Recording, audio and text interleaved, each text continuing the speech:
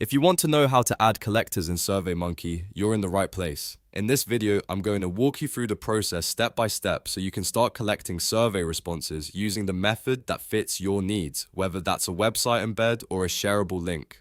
This is a simple but important part of publishing your survey, and once you know where to click, it becomes much easier to manage. If this tutorial helps, please hit the like button and subscribe for more quick software guides just like this one. Alright, let's get into it.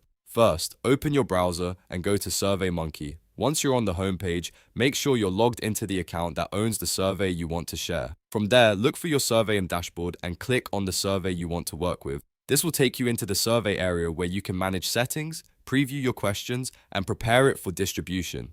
Next, click on Publish Survey. This is the section where SurveyMonkey gives you the options for sharing your survey with other people. It's the part you need to access before you can create a collector. A collector is basically the method SurveyMonkey uses to gather responses, so choosing the right one is important, depending on how you want people to take your survey. Once you're in the Publish area, look for Add New Collector and click it. SurveyMonkey will now show you the different collector types you can use. If you want to place the survey directly on your website, choose Website. This creates an embed option, which is perfect if you want visitors to answer the survey without leaving your page. If you want to send the survey through a direct URL, choose Share a Link. This gives you a link you can copy and send in emails, chat messages, social media posts, or anywhere else you want to distribute it.